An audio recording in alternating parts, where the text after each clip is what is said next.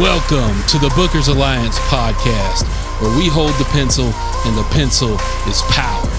Coming at you right now is your host, Marky Mark, along with the man, the myth, the legend, Frank Donaldson.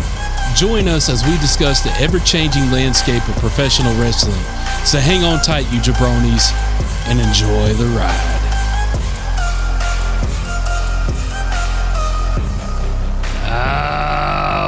Welcome in, everybody. Thank you for joining today's episode of the Bookers Alliance podcast. Come on in the house, bring yourself up a ringside seat, grab your popcorn, get your chips, get your whiskey. Hold on. Put y'all's glasses up. Hell, or go get your own damn whiskey. Get your own. Put your glasses up. Put the top back on them. Let me screw the top back on this bottle. We ain't sharing this week. Hell, this is two bad group here. Two bad group. Y'all can't pour out our bottle this week. Your boys are drinking something a little hard to find today. We got the Weller Special Reserve in the house today. Oh yeah, got to crack it open here. We're over 100 episodes now. Every week now is gonna be a celebration. We're gonna start breaking open some better bottles. Yeah, now. We broke open that bottle like Drew McIntyre's head got broke open. Ooh, yuck. Yeah, that was a unsightly scene to say the least. But we're gonna get down that road in just a minute. But let's cheers to Weller Special Reserve. So. All right, now that's a drink right there. That's a drink. Good stuff. Oh yeah, good stuff. All right, today's title: Say you, say me. Mm-hmm. Say it together. Yes, I did. Happily. Yeah, we got opposing opinions today. We coming from opposite sides of the spectrum, as they say. Yeah, we got Lionel Richie in the background singing our theme song. Oh today. yeah, and we know we're supposed to be doing a watch along. It's coming, y'all. We promise it's coming. But we're gonna get there. I mean, after Bad Blood this last weekend, after the new updated condensed version of Raw, the NXT and all the change. Good Lord, give us a minute. We got to get there, guys. We need everything to slow down just a little bit for us. Too much going on. Oh yeah, it's hot in the kitchen right now. It's hot in the kitchen. What's that old saying? We got a long way to go, but a short time to get there. Oh yeah, we're gonna do it though. We're gonna get that. So keep looking out for the watch along, but definitely check this episode out too. It'll hold you for another week if need be. All right, so say you, say me. We'll get into that topic here in just a little bit. Right now, we want to get into a recap of Bad Blood. Blood. Yeah, I don't know if it was bad or good or what have you, but there was a lot of it. Yeah, there was a lot of that. Heard tell from one of my little daughter's friends' dads that he apparently decided to let his daughter view Bad Blood. Good choice. But way to break your kids into wrestling. Yeah, but he did not know that Hell in the Cell was going to be the first match. Oh yeah, that was. I mean, well, the way it ended, there wasn't any other choice. No, it had to be that at the beginning. So Bad Blood, Hell in the Cell, CM Punk, Drew McIntyre. Obviously, their storyline was culminating and kind of wrapping up to an end here. But man, what a way to wrap up their story. Yeah, they both earned a little time off here, right? Yeah. Punk said he don't know, and good way to write him off TV for a little bit because, I mean, he didn't really have to sell the beating.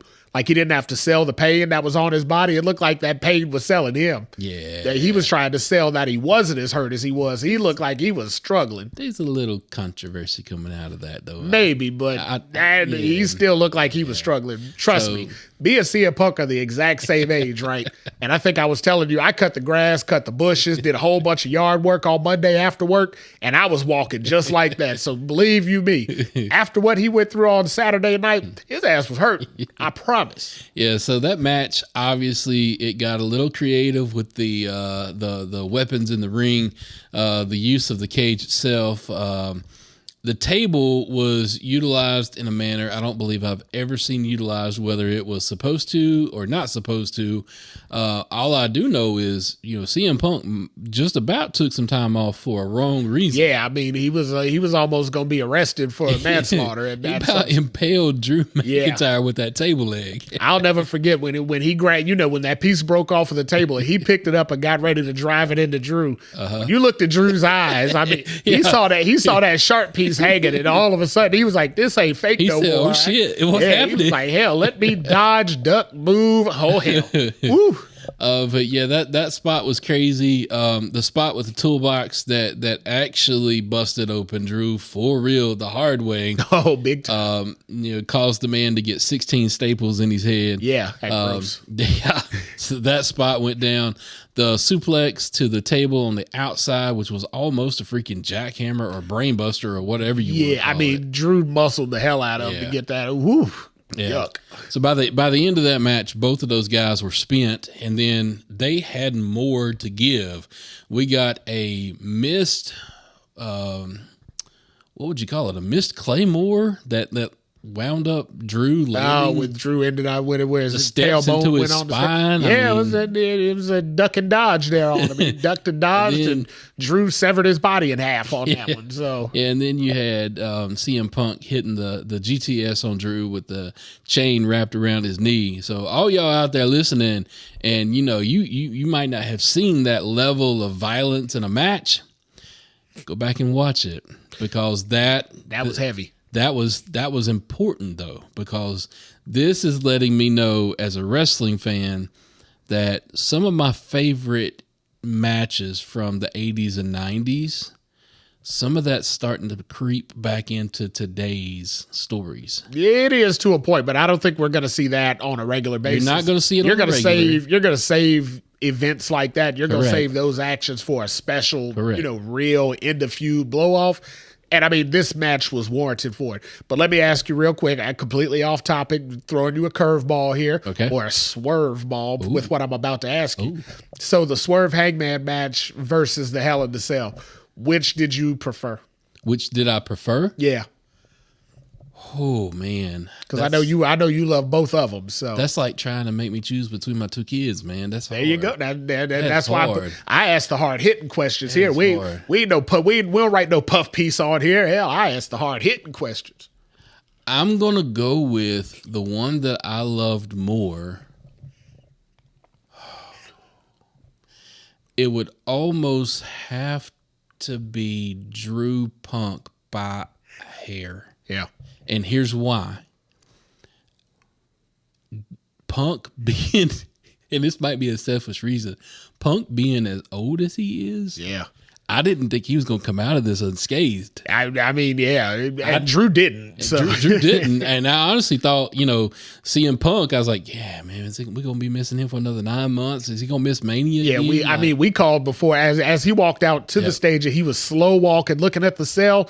I remember saying there, I wouldn't be surprised if he would tear a hammy on the trip down to the ring. I can't say that it was that because of the story, because the story between Hangman and Swerve is equally as compelling. Yeah, I'll give you that. So I mean, I think Drew and Punk edged them out just by a hair. Both matches violent. Both matches had their disgusting points. Mm-hmm. But at the same time, to see CM Punk at his age do that was cool. That was cool. I thought that was the better match too, and I like both matches as well. I thought the Hell in the Cell was better only for the reason of, like you said, the story. So not necessarily the backstory, but the story they told in the match. I mean, they made pointed parts of the match, fit in the story, to whereas I don't think Swerve and Hangman did that. They didn't take elements of their outside story and implement it in the match to the same degree that CM Punk and Drew. That's your point, and I do agree with you on that point, because if CM Punk Drew McIntyre was trying to copy Swerve Hangman, it wouldn't have been those friendship bracelet beads that would have. No, it would have. I mean, we thought it was going to be glass.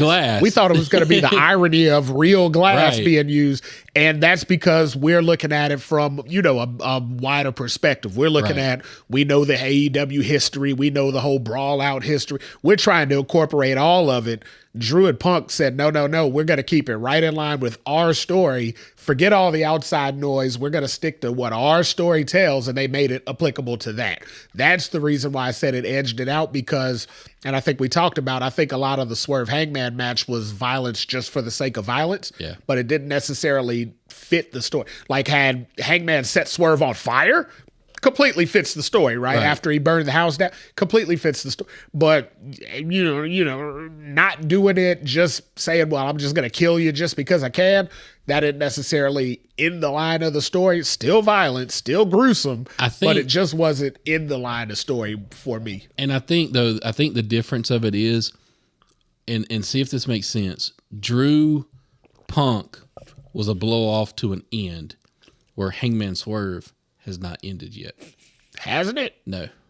Will it ever end? No. So it will not ever end. Those two guys, and boy, we are wandering way down. Yeah, that's why I said I didn't mean to throw you this swerve ball here, but it was real appropriate. Those two guys are mortal enemies, and they will never end. There's never going to be Hangman or Swerve would be putting their boots in the middle of the ring if we were about to end this. I feel like these two guys are mortal enemies. They're just like Dusty and Rick. They will forever be mortal enemies. You will never, ever, ever see them on the same side of anything. They are literally, in my mind, they are Batman Joker. That's how they are. And I can see that. And either one of them are interchangeable. One can be Batman. Right. The same guy can be Joker. I can see that. I just don't. I mean, I don't know. I feel like the Punk Drew feud was 15 years in the making. So it feels like they had far more history to fight over. It seems like their feud never would be over, but I feel like WWE has so many more storylines to play into that they don't have to go back to that. To whereas I feel like AEW doesn't have so many things to go to that they're going to end up relying on that, and that's not a good thing either. Let me lay this one on you since you threw me a swerve. I'm going to throw you one back. Here we go. Being the fact that Drew got to Punk first. Yeah. Does this now water down Seth versus Punk? No, and I think that was the reason why they gave the little tease at Raw where they bumped into each other and then they went off into their own little worlds because they stay off in their own little worlds for, let's say, 4 months, right? Well, then you forget about that whole feud. Punk's probably gone for most of the time. He'll be off screen for a while. Seth's going to go into Bronson Reed. He may wander into Jey Uso. If they do it right, they're going to make you forget about CM Punk and Seth.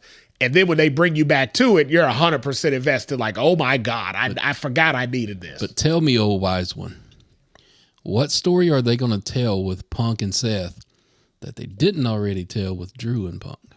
There won't be one.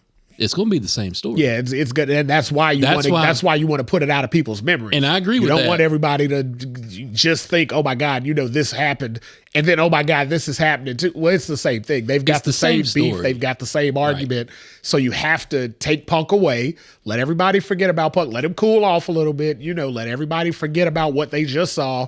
And in about 4 months, when he comes back, it's fresh. So I think if we're the Bookers Alliance. Oh, yeah. We got this here. So if I'm the booker and I'm going to educate the fans on what the difference is, Drew Punk became personal because of he brought AJ and Larry into the story. Yeah. I don't think that's where Seth will go with it. No. I think Seth will be more of a challenge of, I'm WWE.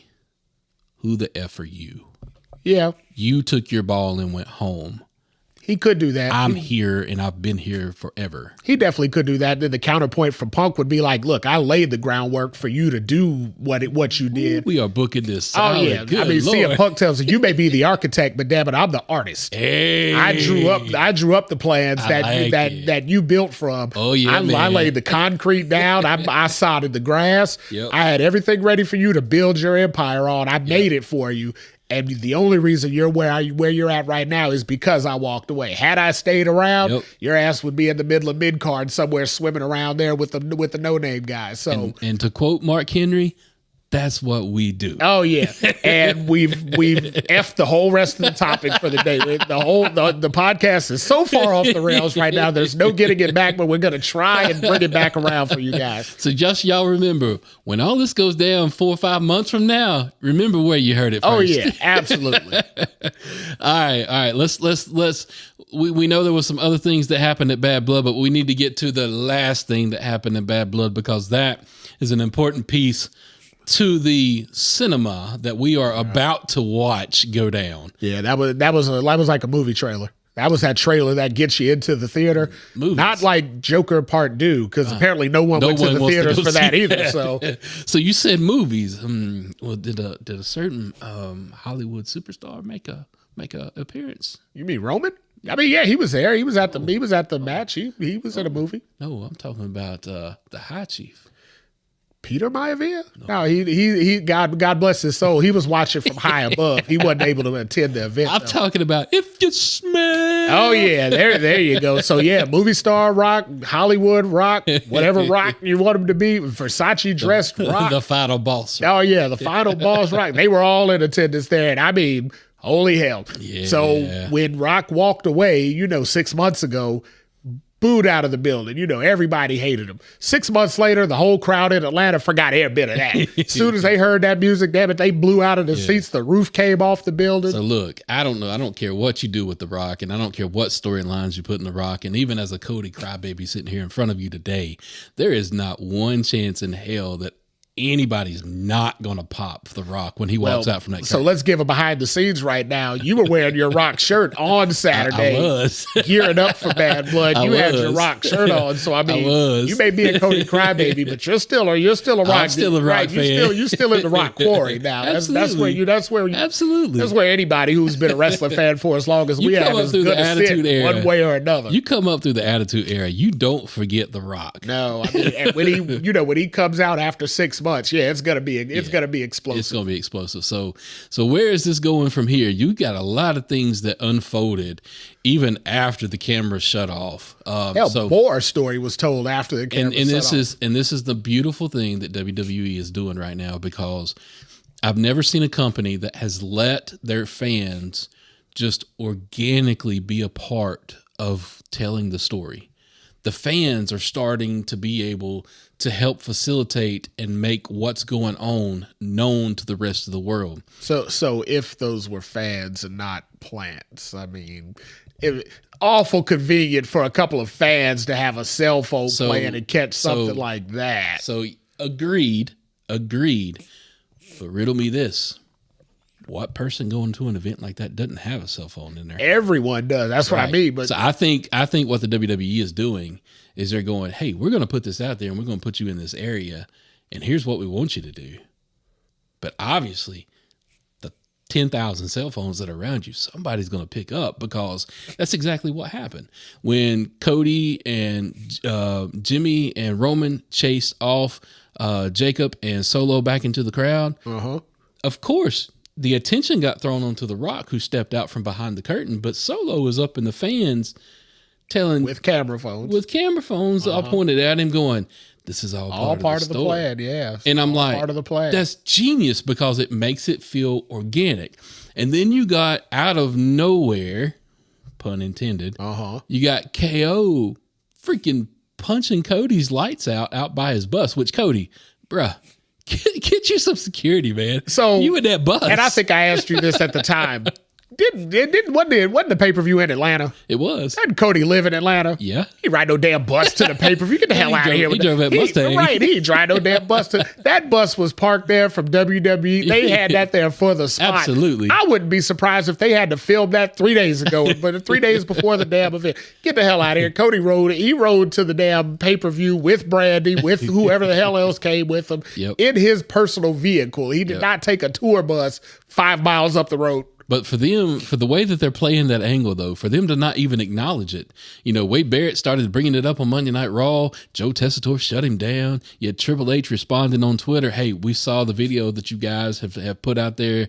We're going to handle this matter internally. And then, of course, at the end of Raw, we got Cody, who didn't say a word. No, he didn't want to because talk they about ran it. out of time. So he didn't want to talk about it. I don't know if WWE fully adjusted to. I don't know if they hit that 10 o'clock hour and forgot that their asses were going off the air. Yep. Because they sent Cody out there. Music had just started playing. We hadn't even got to the whoa yet before the damn camera went blank and we were off into the Anonymous. You'll see it. I'm next like, what week. the shit is this? I don't You'll want to see watch it. this. You'll see it next week, because Raw was a double taping. Yeah. You'll see it. You'll see it next week. But anyhow, so then you had The Rock cut this 6-minute long promo on Instagram, which made the road to WrestleMania so much greater. And I'm so happy to see it come back. So all of this stuff going on right now.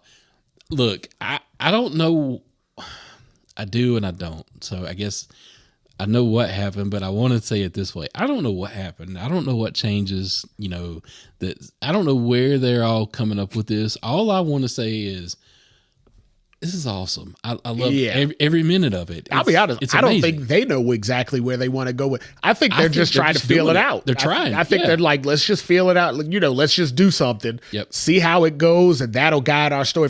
Because they learned their lesson from last year. They went into Royal Rumble, the night at the SmackDown at, they had a plan. Yep. We've got and let's not speak ill of the career dead, but they had the Vince process in place. We've got the plan. We're going to work our way backwards from the plan, but this is where we're going. Right. Shit changes, pal. Yep. Well, and that what Vince always said, plans change, pal. Well, plans changed, and now they had to take 6-7 different detours from where they were initially intended to go last year to finally get there, and they got there a completely different way. So I think this year, instead of saying, hey, we know what we're going to do here, I think they said, let's just start throwing stuff out there. Let's see where it takes us. So let me ask this.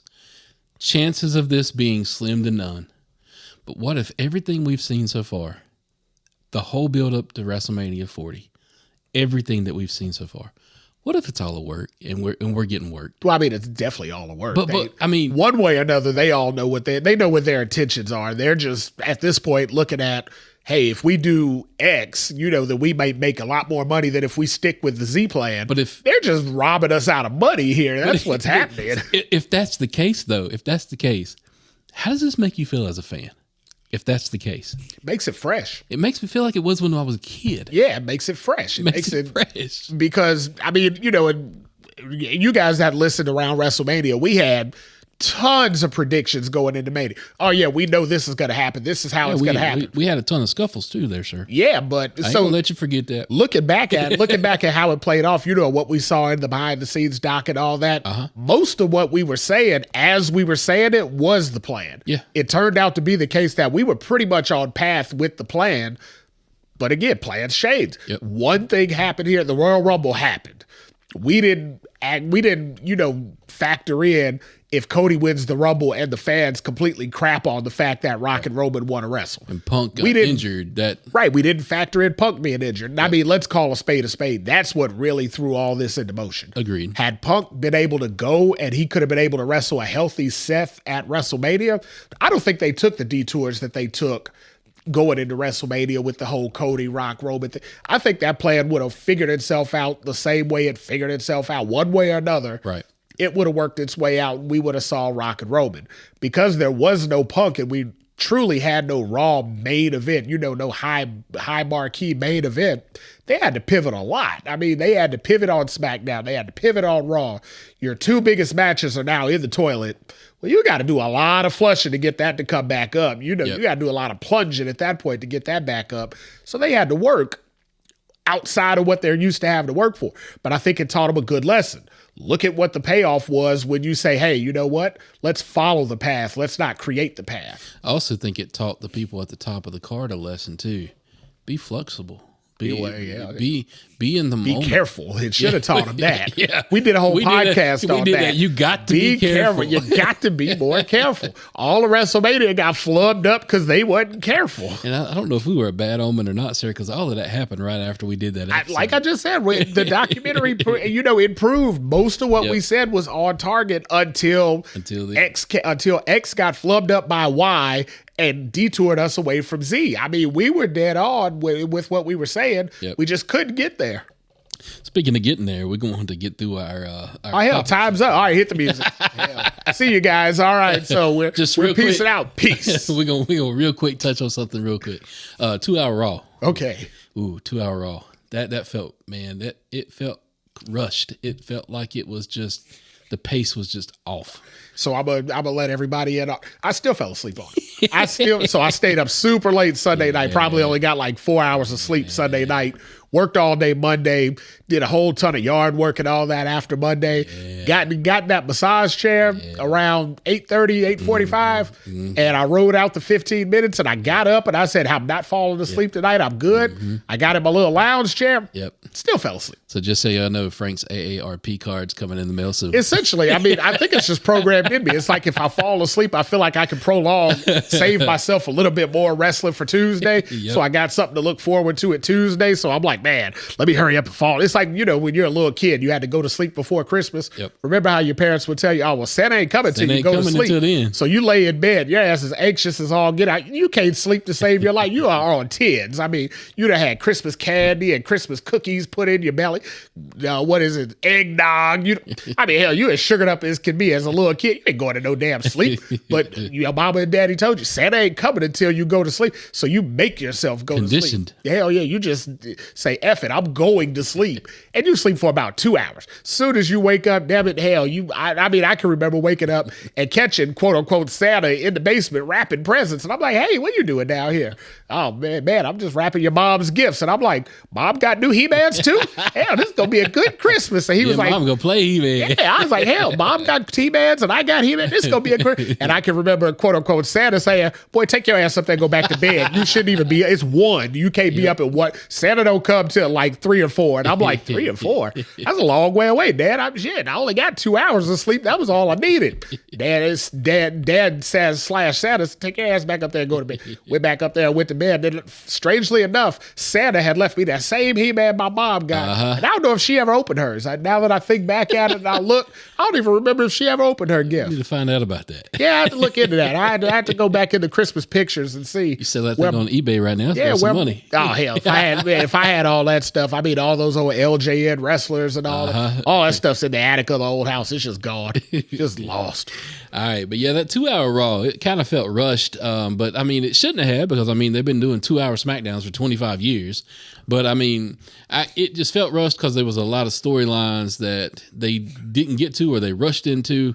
But, you know, I'm here for the 2-hour Raw. You see what happens, but I don't think it's a bad thing. It'll be all right. It'll work itself out. All they need to do next week before they get started around 7:50, they need to go in the archives, pull up the playlist and all that, and find an old song by Paula Abdul. It was called Rush. Yeah, Rush, hurry, show and come. See, y'all know I ain't lying now about that AARP card. Yeah, so let them get in there. They need to get some inspiration and Rush. Get that shit over with, because what we don't need to see is Cody coming out in the first verse of his song and the TV go black. No, I don't ever want to have to see whatever Anonymous. We also don't need to see that entrance that Cody had with that band either Sunday.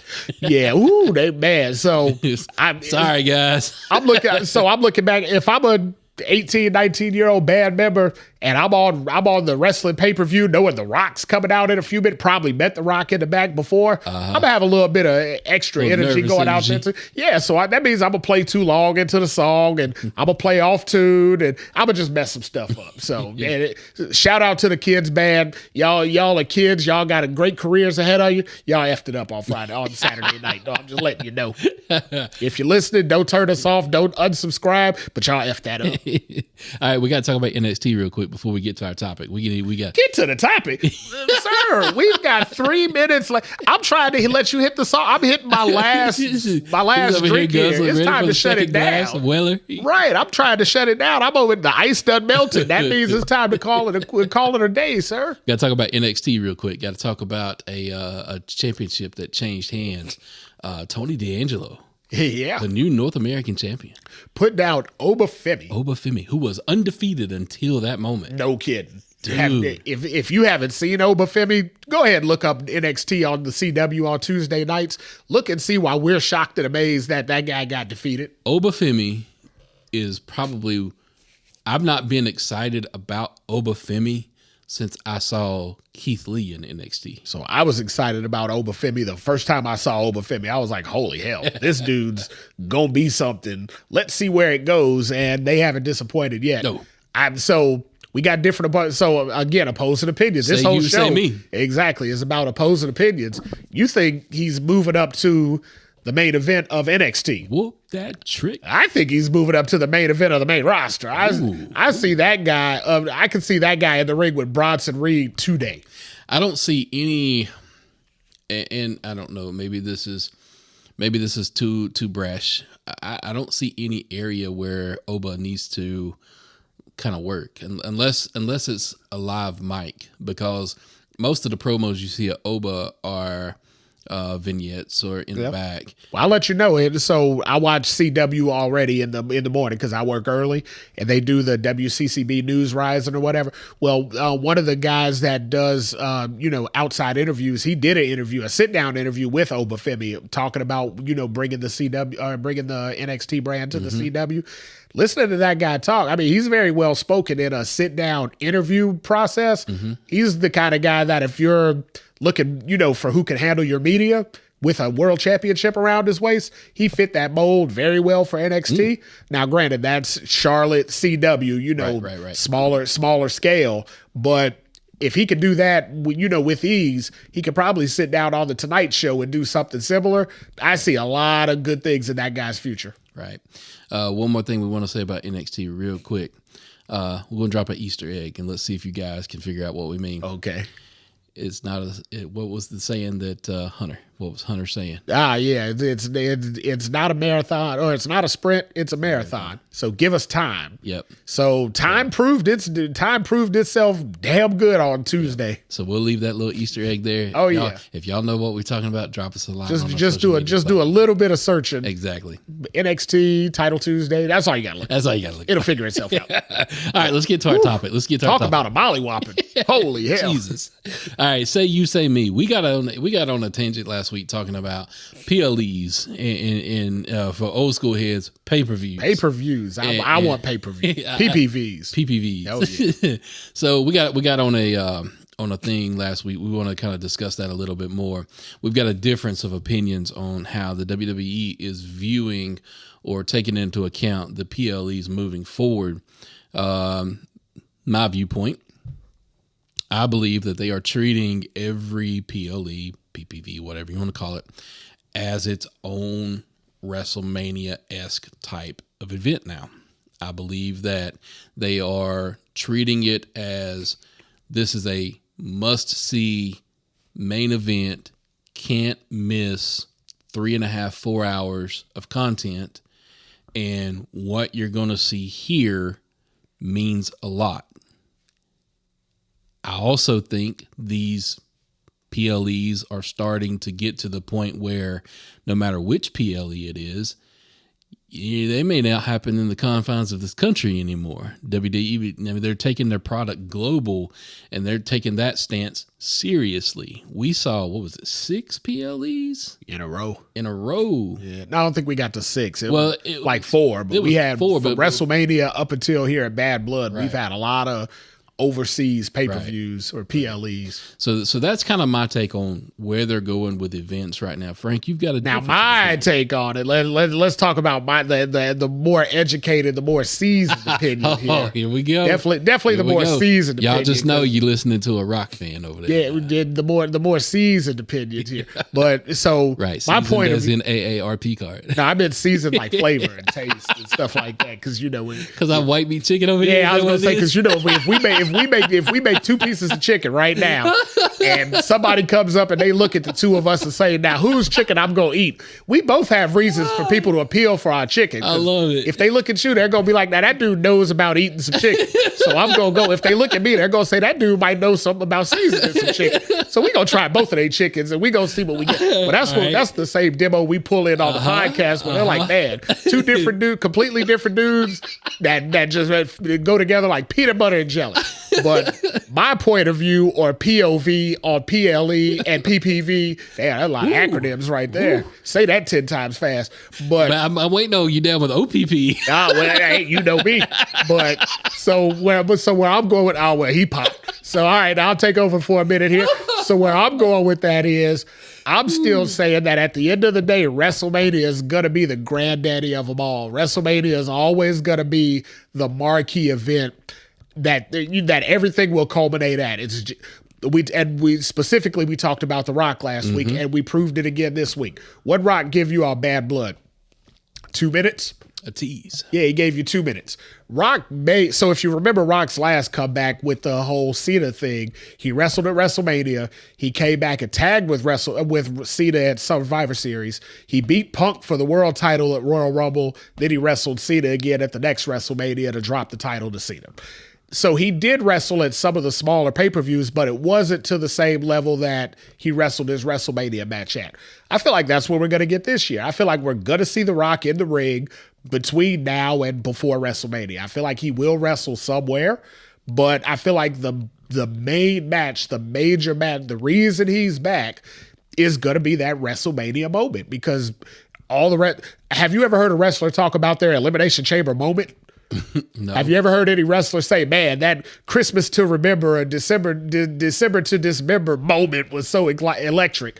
No, hell no. But what you have heard every single wrestler say from the top of the card to the bottom that has participated in a WrestleMania is there's nothing bigger than their WrestleMania moment.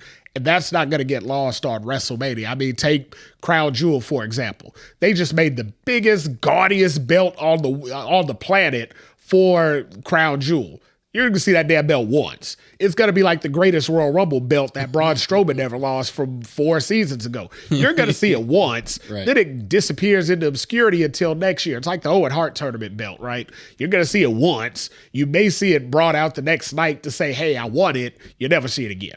But what you are going to keep seeing is the world title, the heavyweight title, and the superstars all working their way up to get to that WrestleMania card. There is a reason they got that for 2 nights. It's because it's the biggest, it's the baddest, it's the best. 2 nights. The EST of wrestling. 2 nights. Yes. That's the reason why it's 2 nights. That's the reason. That's the reason why it had to be 2 nights. It had to be 2 nights. Yes. Why is SummerSlam now 2 nights? Same reason SummerSlam was created. WrestleMania is big, but you still want to get more people in. What pay-per-view do you remember seeing before WrestleMania? What pay-per-view do I remember seeing before WrestleMania? Right. So the answer is no. No. None. No. Because I saw Starrcade before. not on pay-per-view. You may have saw it on closed circuit, but WrestleMania 2 was the first pay-per-view that ever was broadcast. I didn't actually see a WrestleMania. I never saw WrestleMania 3 live. The first WrestleMania I ever remember watching was 5. Ugh, God. See, young fans. See, this is why I'm the tenured season Was 5 vet on this was show. 5 the Mega Powers? Yeah, that's where the Mega Powers exploded. Then that was 5. That was the first WrestleMania I ever watched. Good Lord, live. I've got dusty VHS tapes of WrestleMania 2 upstairs right now. I don't know what we'll watch them on, but they're up there, right? When I videotaped WrestleMania 2 live. When was Starrcade? 83? Yeah, but that wasn't on pay-per-view either. No. It was also closed circuit. So what year was WrestleMania 5? 5 was 89. Starrcade 86 was the first Starrcade I remember watching. God, you people in the South were so deprived. I was 6 years old. I know, but WrestleMania 2 had already happened by that point in time. I mean, good Lord. That's why, to me, like WrestleMania, like I get what you're saying with WrestleMania being the granddaddy of them all and people having the WrestleMania moments. Yeah. I totally get all of that. But I think I'm basing my stance in this topic looking forward rather than looking back. Yes, WrestleMania is the granddaddy of them all. If they keep changing and they keep turning all of these PLEs into the biggest PLE yet, if it keeps evolving, then does WrestleMania stay the granddaddy of them all for the 6-year-old fan that's in the stand now? Yes, it will stay the granddaddy of them all for me and you. After WrestleMania and growing up in the business, 40-year-old fan, whatever we want to say that we've been saying forever, right? Mm-hmm. Knowing what I know now, yes, to me, to you, WrestleMania will always be the granddaddy of them all, because when you think about the moments that happened in the past, yeah, I'm not going to think about what happened at No Mercy 2004. Right. I'm just pulling that out of my head. I don't even know if that existed. Yeah. But yeah, we're not going to think about that. We're going to go back to the WrestleMania 5, 6, 7. Right. We're going to go back to those points, right? But if they're changing the philosophy, and think about it, the person over in Australia that saw the Elimination Chamber that may have not made it to the U.S. to see a WrestleMania, or the person over in Saudi Arabia who has been to Crown Jewel but has never been to a WrestleMania, to them, that is their WrestleMania. True. I'll give you that. So if we're going into a global product, right, and they're looking at it through those lenses, they have to make every event now a WrestleMania caliber event, especially if it's overseas. So they definitely do have to make it worthwhile to go because they really fumbled the bag on the crown jewels and things in the beginning. But so let me counter with that. And you made a good point. So I want to give you what it spoke to me because it told me something. Okay. So this past weekend, was there an NFL game in England? Yes. Yes. Is that the only NFL game people in England are going to most likely be able to go to? No. They're more than likely going to be able to go to a bigger event than a weekly football game. I mean, they're having 6 NFL games over there. Well, yeah. They could go to so everybody's not going to go to all 6 games, right? They don't have the season pass like your boy here. You know, they're not in the stands every Sunday. Y'all, that came with the AARP card. That's how it goes. I mean, like, you know, once you hit a certain level of age, you know, your income changes and stuff like. You make a little go a long way. Hey, man, when you get to a certain age. But so no, what I mean is. So if they have 6 games, those guys could go to any one of the 6 events. They can go to all 6, right? Right. If they go to all 6 games combined, will all 6 of those games combined be bigger than one Super Bowl? No, it would not. And that's the same thing with wrestling. They could run Raw. They could run NXT Europe every week, and you could go to NXT Europe every week. But it's not going to be bigger than a wrestler. But I don't know that I buy that analogy because the NFL, when you compare the Super Bowl is a combination of a season, whereas so is wrestling. I don't think that, and that's our difference. I don't think they're looking at WrestleMania as the culmination of a season anymore. Right. And you said we had this argument before WrestleMania last year, right? And the argument was because you said, well, we might see Rock at whatever wrestling they had because there was going to be a lot of Samoans there, right? Remember that was Elimination Chamber. I know that. Or we might see Rock at Royal Rumble, or we might see. Where did we see Rock? We saw Rock at Mania. Where else did we see Rock wrestle? That's nowhere. Exactly. That's what's going to happen now. We may see Rock wrestle at one of these other events. Again, it'll be in a tag. It'll be in something smaller scale, but it won't be the pomp and circumstance. It won't be the magistry. It won't be to the magnitude of WrestleMania. Let me flip it for a minute. Okay. Where did we see the Gypsy King wrestle? Who? The hell is that? Oh, Tyson Fury. Ugh. Where did we see him wrestle? So first of all, did we see him wrestle? No. We saw him go out there. We saw him go out there and celebrate, but in his hometown. Okay, so to your point, I get what you're saying about The Rock. Yeah. The Rock is going to be WrestleMania, right? Yeah. Because, I mean, that's the prestige, The Rock. You know, that's going to. And The Rock's going to be the biggest star on wrestling whenever he performs. We saw Drew main event where? In England, Scotland. In his hometown, yeah. So I think some of these people, and I know we're getting long on time, but I know some of these people are some of the superstars. I think they're getting to a point where wrestling in their hometown may actually mean more eventually than wrestling at WrestleMania. Now there, I agree. I mean, wrestling in front of your home fans who you've never been able to perform in front of for some levels, absolutely that's going to be bigger, but it's going to be bigger to that wrestler. Yep. At the end of the day, the company is always going to look at WrestleMania as that event. It's their Super Bowl to the company. So maybe it's just maybe it's semantics that we disagree on. Maybe it's not necessarily the concept. It's just the inner workings of it. But either way, I mean, we win as fans. Hell yeah, we get to see all of them. So exactly. One way or another, we get to see all of it. And as I learned this week on a different podcast, when you have a podcast with a business license with it, you can write off all your wrestling ventures and wrestling memorabilia and wrestling collectibles as tax write-offs. Yep. Thank God for hearing that information because I immediately called an accountant and I'm like, so what do we need to do to blah, blah, blah, blah, blah. So as you see, we already stepped up the sponsor this week. I mean, the last couple of weeks we've been on a little bit higher level of sponsor. Things are changing around here at the Bookers Alliance once we start learning information. So y'all keep feeding us fun trinkets like that. All right, definitely interesting topic today. Say you, say me. Definitely point counterpoint. We Still not done. We'll come back to this. We'll come back to it. All right, so go out on our social media platforms. Drop us a line. Tell us your thoughts on what you think. Again, just because you drop your thoughts don't mean you're right. Oh, no. Not on this podcast. Not on this podcast. But with that, everybody, we thank you for listening to our show, and we bid you adieu. POV, PLE, PPV. Today's podcast was produced by SBP.